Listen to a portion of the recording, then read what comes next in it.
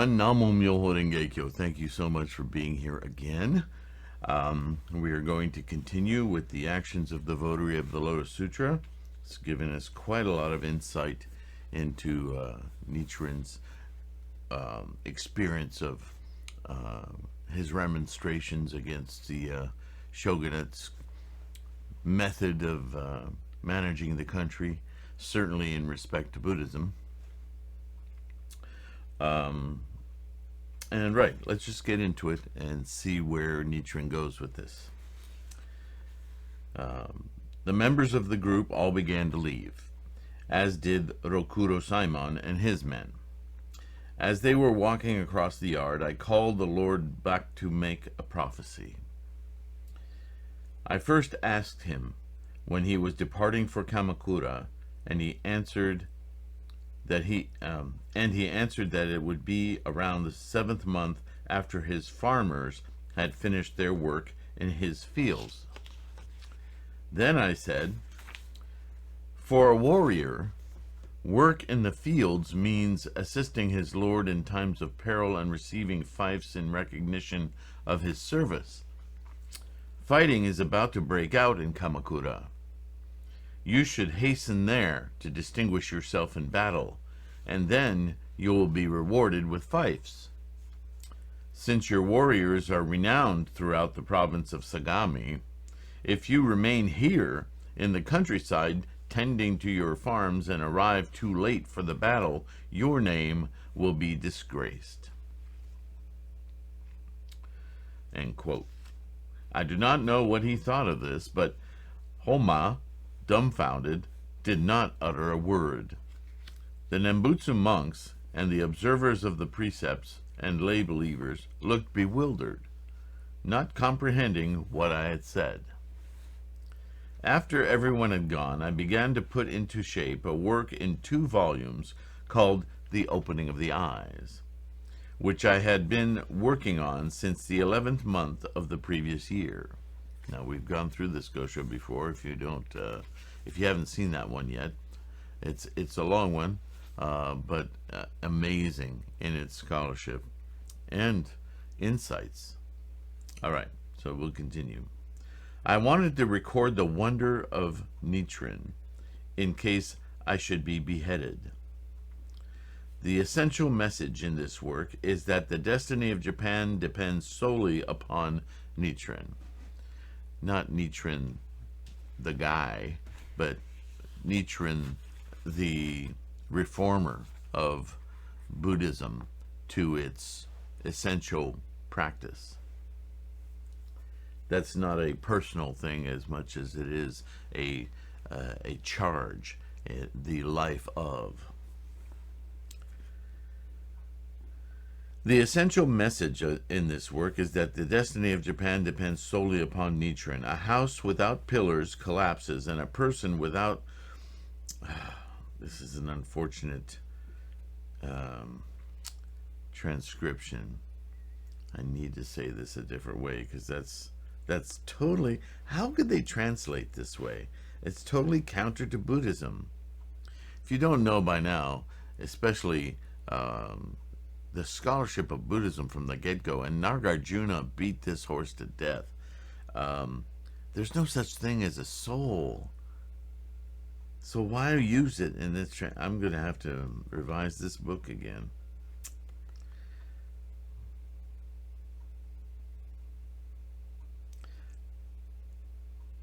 Can we say inner life?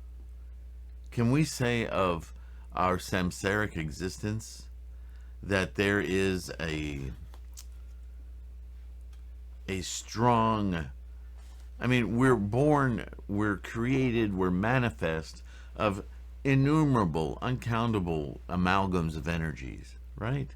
And those energies push us through this experience of life from moment to moment to moment to moment. There's a tremendous inertia, momentum, and maybe that's the word I'll use, inertia. But this sentence reads, a house without pillars collapses, and a person without soul is dead. That's not Buddhist. That's where these translations sometimes really take a nosedive. But I get the meaning here, that a person without purpose, a person without resolve, is dead. That makes sense. Not this soul nonsense. Gosh, that makes me mad. How that could even enter a book dealing with Buddhism. That, really upsets me. Come on, something worked this morning. My God. Okay. Sorry. It's just, this is how confusion happens in Buddhism. Nichiren, there it is again. Nichiren is the heart of the people in this country. God. It's abhorrent. Nichiren is the heart of the people in this country. Heino Simon has already toppled the pillar of Japan, and the country grows turbulent as unfounded rumors and speculation rise up like phantoms to cause dissension in the ruling clan. Further, Japan is about to be attacked by a foreign country, as I described in my On Establishing the Correct Teaching. Having written to this effect, I entrusted the manuscript to Nakatsukasa Saburo Simon no Joe's messenger. The disciples around me thought that what I had written was too provocative, but they could not stop me.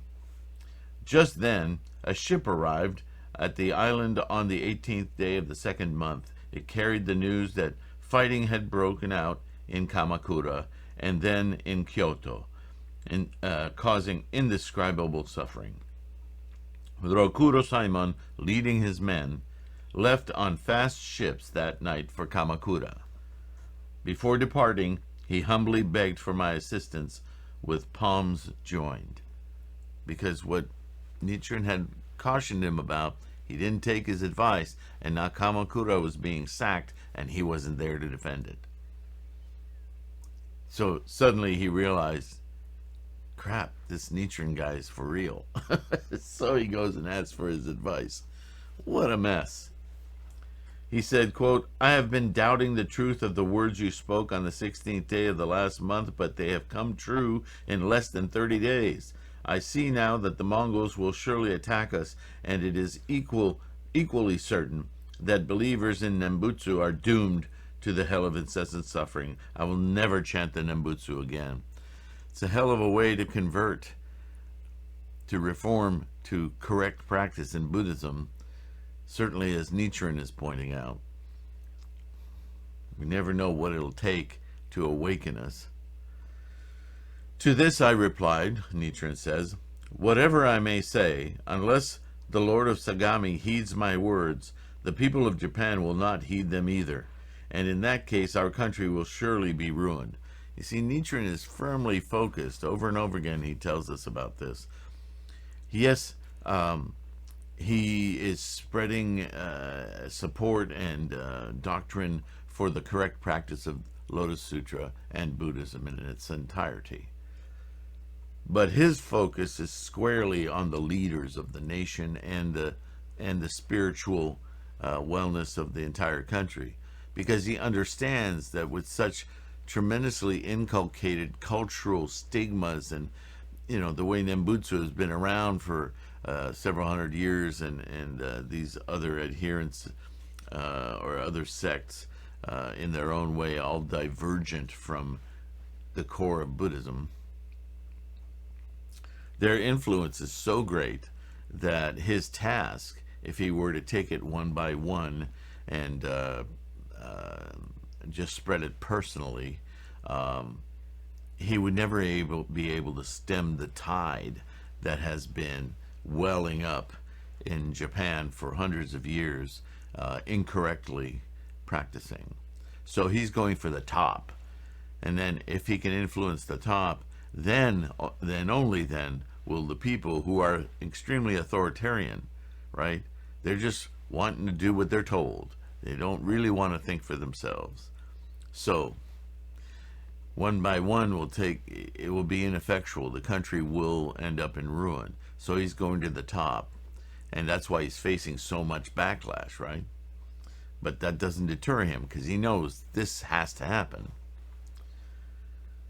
So, again, he's saying this. Nobody will heed his advice unless he changes the minds of the people at the top. So he continues, although I myself may be insignificant, I propagate the Lotus Sutra and therefore the envoy of Shakyamuni Buddha. The sun goddess and great Bodhisattva Hachiman, who are insignificant, are treated with great respect in this country, but they are only petty deities as compared with Brahma, Chakra, and the deities of the sun and moon, and the four heavenly kings. It is said, however, that to kill someone who serves these two deities is equal to the sin of killing 7.5 ordinary persons. 7.5. Interesting. The Grand Minister of State and lay monk and the retired Emperor of Oki perished because they did so. Thus, persecuting me is incomparably worse than molesting the servants of those two deities. As I am the envoy of Shakyamuni Buddha, the Lord of Teachings, the Sun Goddess and the great Bodhisattva Hachiman should bow their heads before me, press their palms together, and prostrate themselves. The Votary of the Lotus Sutra is attended by Brahma and Chakra on either side, and the deities of the sun and moon light his path before and behind. Even if my counsel is heeded, if I am not given due respect as the Votary of the Lotus Sutra, then the country will perish.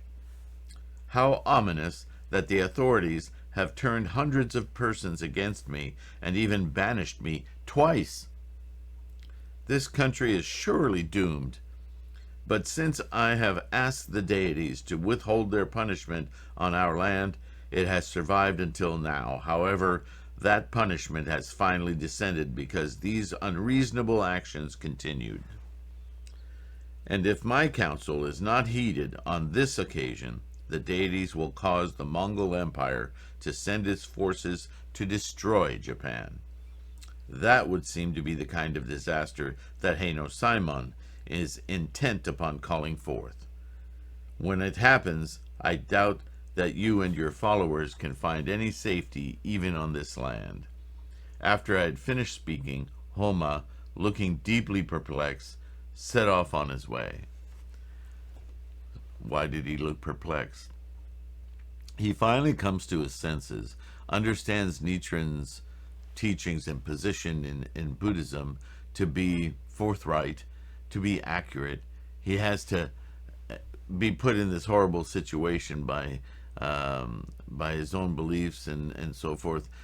He's fallen short, even though Nichiren's advised him, get back to Kamakura because it's going to be attacked, and he pays no heed. And sure enough, Kamakura is under attack, and here he is caught out, and he realizes that Nichiren is no baloney, that he knows what he's talking about, so he converts from Nembutsu to Lotus Sutra, and he goes to tell Nichiren and ask for advice, and instead of congratulating him, and which I'm sure is what he expected, finally, thank you for becoming a correct practitioner of Buddhism. Thank you for recognizing my place in Japan as the eminent teacher of Buddhism. He doesn't do that. Instead, he says, okay, now that your head's on straight, none of your efforts are going to matter anyway if you don't change the ruler's, Heino Simon's mind and convert him to the correct practice of Buddhism and get rid of these other Nembutsu and Zen and True Word and all these other teachers that don't know what they're talking about. So further admonitions. So this is why he leaves kind of perplexed. Like, I thought I was doing the right thing now. But he's getting further advice. What's it going to take for him to get a clue that he needs to really listen to what Nichiren's saying? Obviously, that's what's converted him. Interesting that he's perplexed. The lay believers, Nichiren continues, hearing of this, said to one another, quote, "Perhaps this monk has some kind of transcendental power." How terrifying. It frightens them. From now on, we had better cease giving any alms of support to the Nembutsu monks and the observers of the precepts. Well, they're getting a clue.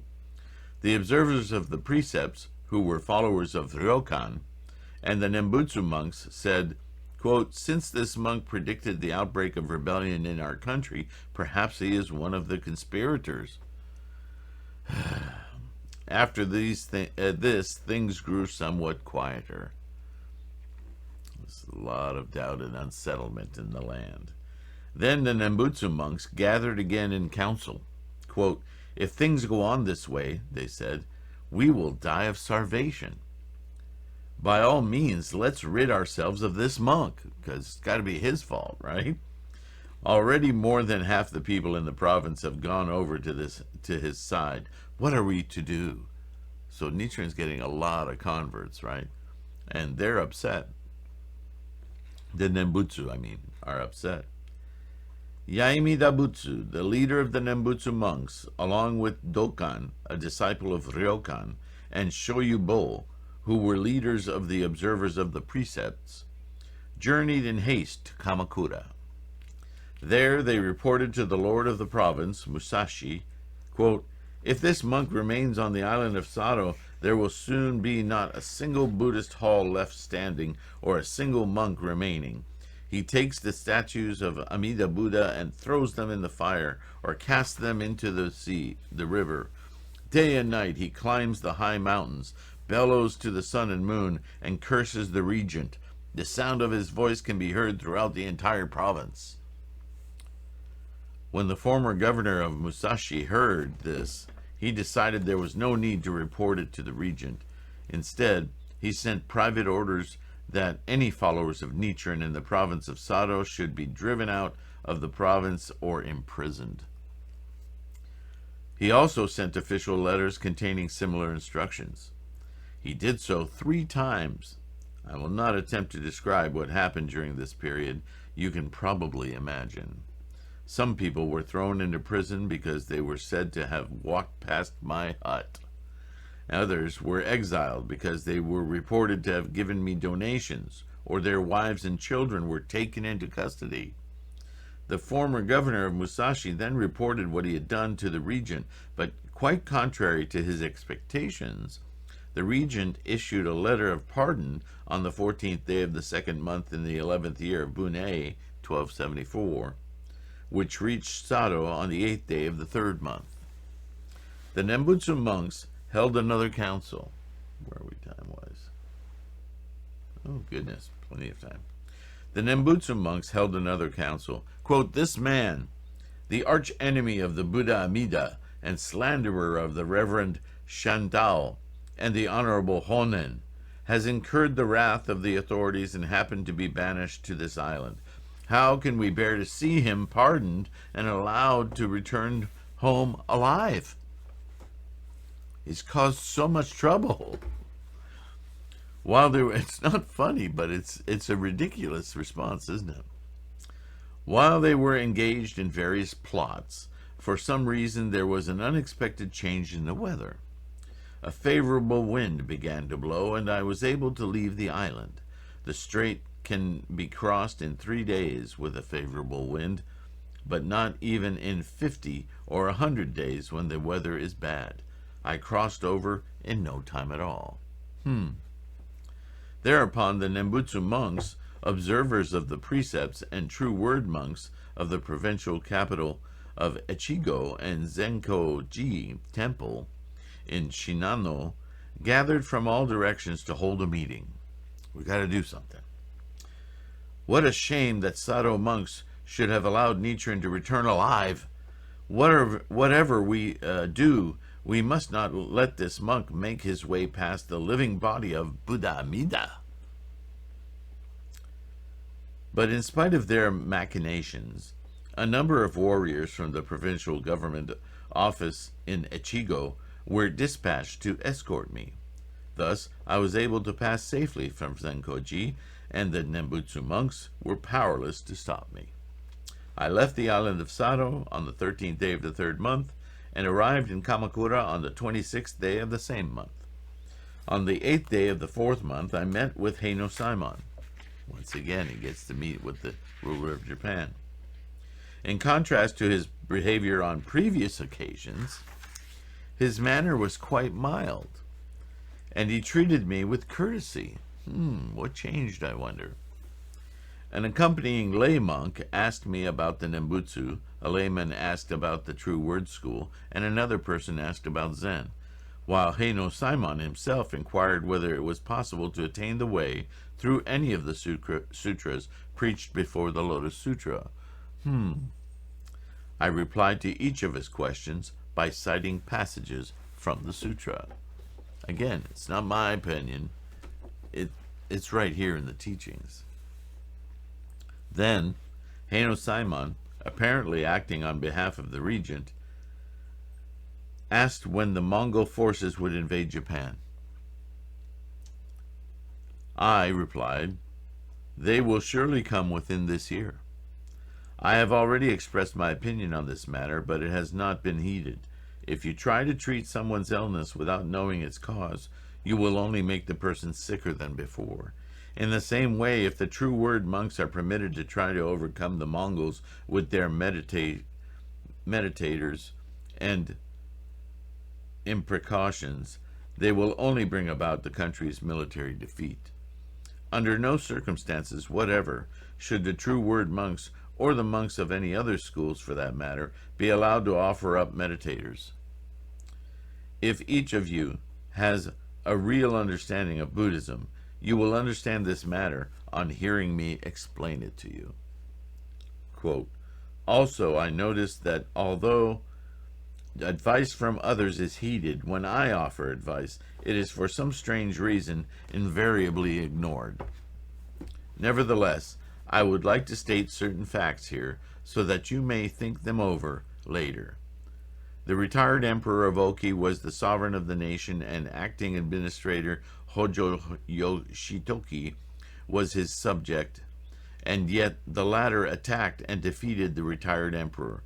Why would the sun goddess permit a subject to attack a sovereign? Who would be like a father to him? Why would great Bodhisattva Hachiman allow a vassal to attack the Lord with impunity? And yet, as we know, the sovereign and the courtiers supporting him were defeated by Hojo Yoshitoki. That defeat was no mere accident. It came about because they put their resolute mind in misleading teachings of the great teacher Kobo, and the biased views of the great teacher Chikaku and Chisho, and because the monks of Mount Hiei, Toji, and Onjoji, in their opposition to the Kamakura shogunate, offered meditators for its defeat. Thus their curses rebounded upon the originator, and as a consequence the sovereign and his courtiers were forced to suffer defeat. The military leaders in Kamakura knew nothing of such rituals, so no meditators to subdue the enemy was offered. Thus they were able to win, but if they now depend on such meditators, they will meet the same fate as the courtiers. The Izu people of northern Japan have no understanding of the principles of birth and death. Ando Goro was a pious man who knew the law of cause and effect and erected many Buddhist halls and padetas. How could it happen, then, that Ezo beheaded him? In view of these events, I have no doubt that if these monks were allowed to go on offering meditators for victory, your lordship will meet with some untoward event. And when that happens, you must not under any circumstances say that I failed to warn you." Such was the stern manner in which I addressed him. When I returned home, I heard that the Dharma seal of the Amida Hall had been asked to meditate for rain from the 10th day of the 4th month. This Dharma seal is the most learned monk of Toji and the teacher of the prelate of Omuro. He has mastered the true word esoteric teachings of the great teacher Kobo, Jikaku, and Chisho, and has memorized all the doctrines of the various schools, such as Tendai and Flower Garland. He began meditating for rain on the 10th day, and on the 11th a heavy rain fell. There was no wind, but only a gentle rain that fell for a day and a night. The regent, the lord of Sagami, was said to have been so deeply impressed that he presented the Dharma seal with 32 ryo in gold, a horse, and other gifts as reward. When the people of Kamakura heard this, eminent and humble alike clapped their hands, pursed their lips, and laughed with derision, saying, "That Nichiren preached a false kind of Buddhism and came near to getting his head cut off. He was finally pardoned, but instead of learning his lesson, he goes on slandering the Nembutsu and Zen schools, and even dares to speak ill of the esoteric teachings of the true word. How fortunate that we have had this rain to serve as proof of the power of true word meditators." Faced with such criticisms, my disciples became quite downcast and complained that I had been too provocative in my attacks on the true word school. Yikes. But I said to them, quote, "Just wait a while. If the evil, unlife-affirming, negative teachings of the great teacher Kobo could be correct and in fact produce effective meditators for the welfare of the nation, then the retired emperor of Oki would surely have been victorious in his struggle with Kamakura shogunate, and Setaka, the favorite boy attendant of the prelate of Omuro, would not have had his head cut off. Kobo, in his treatise on the 10 stages of the mind, states that the Lotus Sutra is inferior to the Flower Garland Sutra. In his precious key to the secret treasury, he claims that Shakyamuni Buddha of the lifespan chapter of the Lotus Sutra is an ordinary person. And in his comparison to exoteric and esoteric Buddhism, he calls the great teacher Tendai a thief. Moreover, Shokaku Bo, in his Rules of Rites for revering the Buddha's relics, states that the Buddha who preached the one vehicle of the Lotus Sutra is not even worthy to tend the sandals of the true word master. The Dharma seal of the Amida Hall is the follower of the men who taught these perverse doctrines. If such a man could show himself superior to me, then the dragon kings who send down the rain must be the enemies of the Lotus Sutra, and they will surely be chastised by the deities Brahma and Chakra and the four heavenly kings. There must be more to this than meets the eye. So hold on. This may not be the end of the story here. "What do you mean by more meets the eye than meets the eye?" my disciples asked with a scornful smile. So their resolve is shaken right now, right? "I replied," says Nichiren, "Shan Wu Wei and Pukung both caused rain to fall in answer to their meditations, but it is recorded that they also brought about high winds. When Kobo meditated for rain, it fell after 21 days had passed, but under such circumstances, it is the same as though he had not caused it to rain at all, since some rain is naturally bound to fall in the course of a 21-day interval. The fact that it happened to rain while he was meditating for it is in no way remarkable. What is really impressive is to cause it to rain through a single ceremony, the way Tendai and Senkan did. That is why I say there must be something peculiar about this rain." I had not even finished speaking when a great gale began to blow. Houses of every size, Buddhist halls and padaitas, old trees and government buildings, all were swept up into the air or toppled to the ground. A huge shining object flew through the sky, and the earth was strewn with beams and rafters. Men and women were blown to their death, and many castles and horses were struck down. Cattle and horses, sorry. One might have excused such an evil, unlife-affirming negative wind if it had come in autumn. It was a typhoon, obviously, the typhoon season. But this was only the 4th month, the beginning of summer. Moreover, this wind did not blow throughout the country, but struck only the 8 provinces of the Kanto region, and in fact only the 2 provinces of Musashi and Sagami. It blew strongest in Sagami, and within Sagami it blew strongest in Kamakura, and within Kamakura it blew strongest at the government headquarters. Wakamiya and the temples Kenchoji and Gokurakuji. It was apparent that it was no ordinary wind, but rather the result of Dharma Seal's meditations alone. The people who had earlier pursed their lips and laughed at me suddenly turned sober, and my disciples, too, were astonished and expressed their wonder. How easily their minds are swayed. I had been determined all along that if after 3 attempts to warn the rulers of the nation my advice still went unheeded, I would leave the country. With that thought in mind, I accordingly left Kamakura on the 12th day of the 5th month and came here to Mount Minobu. In the 10th month of the same year, the Mongols launched their attack.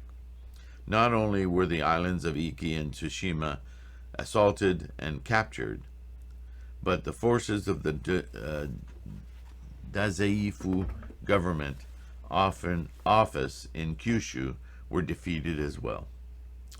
When the military leaders, the lay monk Shoni and Otomo, received word of this, they fled, and the remaining warriors were struck down without difficulty. Though the Mongol forces withdrew, it was apparent just how weak Japan's defenses would be if they should launch another attack in the future.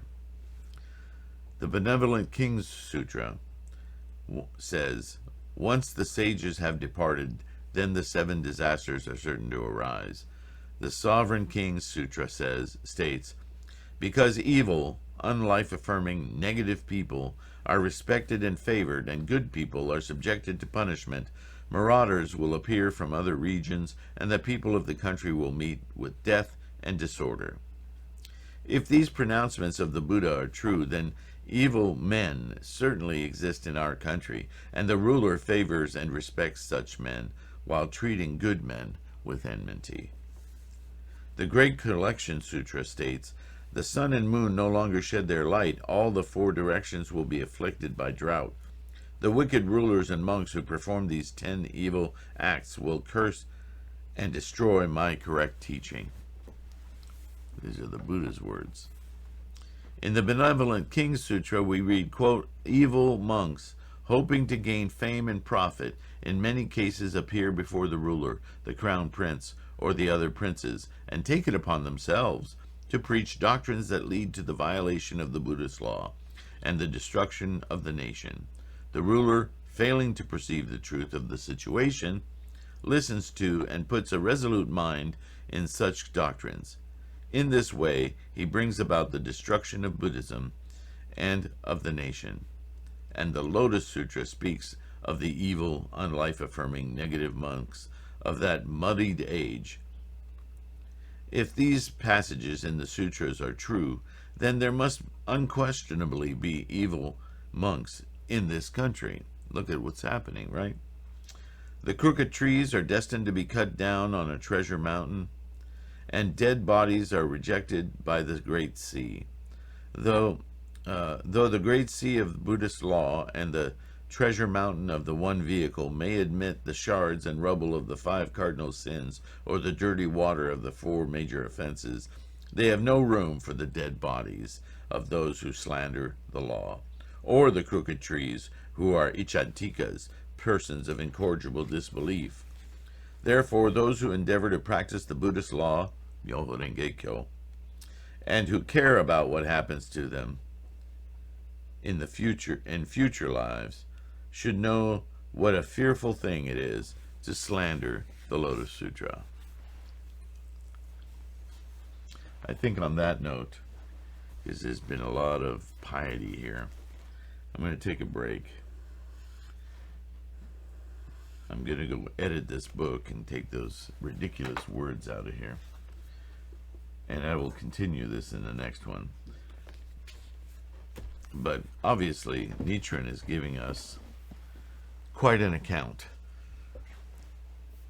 and trying to set the record straight and re-secure his followers that that little bit of rain that fell was just a precursor of a typhoon coming through there. And I don't know how helpful it is today to speak about these stories with such colorful language. I know that I tend to have, I tend to get, how shall I say it? I don't find it inspiring to use all of these similes and everything. I understand that that was the form of the day, and still is in many ways, but I find it a little bit repulsive. I think it's important, though, to see he's talking about actual events. And he's also talking about actual events when he tells us how he addressed his followers. It was the culture of the day. But I don't want you to feel dissuaded by these fanciful words. Instead, I think it's important to concentrate on the actual events he's enumerating. I think those speak for themselves. I think because of our capacity, our ability to understand situations far exceeds 13th century peasants' serfdom in a very authoritarian samurai state. I don't think that we need such coddling and such major storytelling to understand the events. They have their own weight. And so I think we can get that out of this. But in another way, Nichiren is documenting history really well here, so we can appreciate it on that level, yes? So, Namu Myo Rengekyo. Thank you so much for being here. I can't wait to get to the next video. The next one we may be able to complete this Gosho. If not, though, it depends on what we run into. What I see might inspire some insight that I'd like to share with you. So I don't like to prejudge anything. As you know, these are all unscripted. All of this is off the cuff. Because, like you, I want to Sangha, to study together. Okay, so I don't prepare speeches or anything like this. This is all off the cuff from many years of studying and my own insights. And tell me if I missed something.